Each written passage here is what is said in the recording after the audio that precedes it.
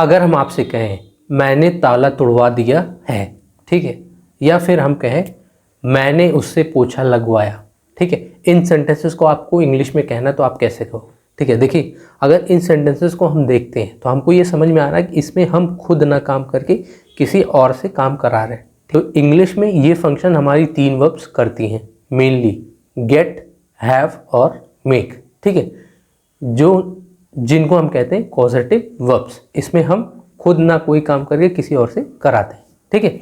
अब गेट और मेक हम तब यूज़ करते हैं जब हम किसी से कहकर कोई काम करा लेते हैं, ठीक है, उस पर कोई प्रेशर नहीं होता।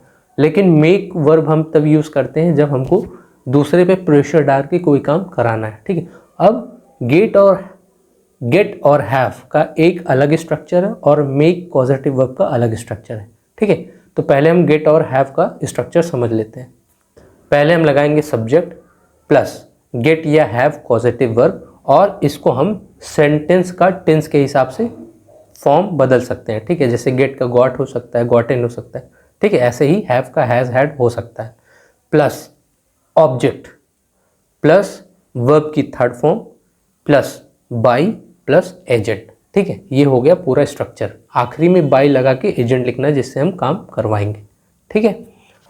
अब इसी पे आधारित जो हम पहला सेंटेंस डिस्कस किए थे, आइए उसकी इंग्लिश हम समझ लेते हैं, ठीक है। I got the lock broken, ठीक है। आई हो गया सब्जेक्ट, गॉट हो गई टेंस के हिसाब से वर्ब की सेकंड फॉर्म जो बता रहा है कि पास्ट इंडेफिनिट का टेंस है, ठीक है। द लॉक ऑब्जेक्ट हो गया, ब्रोकन वर्ब की थर्ड फॉर्म हो गई, ठीक है। आइए इसी पे एक सेंटेंस हम और डिस्कस कर लेते हैं।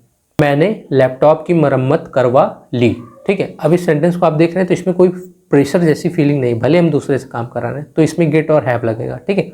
और करा लिया है ये काम तो गेट या हैव जो भी लगाएंगे, जैसे गेट लगाएंगे इसमें तो इसकी पास्ट फॉर्म हम लगाएंगे, ठीक है। तो ये पूरा स्ट्रक्चर क्या हो जाएगा, I got the laptop repaired, ठीक है। I subject, got positive verb हो गई, द लैपटॉप ऑब्जेक्ट हो गया, रिपेयर्ड मेन वर्ब की थर्ड फॉर्म जो स्ट्रक्चर में है, ठीक है।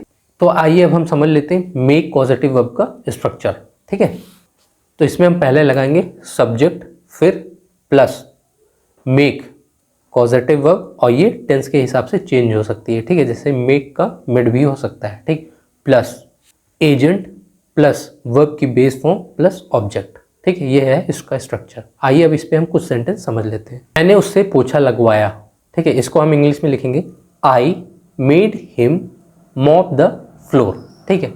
आई हो गया सब्जेक्ट, मेड पॉजिटिव वर्ब हो गया टेंस के हिसाब से, हिम हमारा क्या हो गया एजेंट, ठीक है। द फ्लोर हो गया ऑब्जेक्ट, मॉप क्या हो गया वर्ब की बेस फॉर्म हो गई, प्लस द फ्लोर जो है आखिरी में, द फ्लोर क्या है वो हो जाएगा हमारा ऑब्जेक्ट।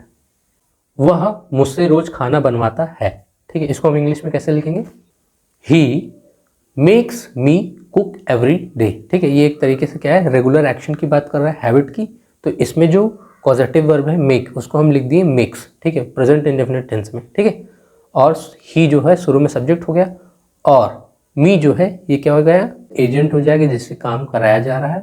कुक वर्ब की बेस फॉर्म हो गई, और एवरीडे जो हो गया ये एक तरीके से एडवर्ब ऑफ टाइम हो गया।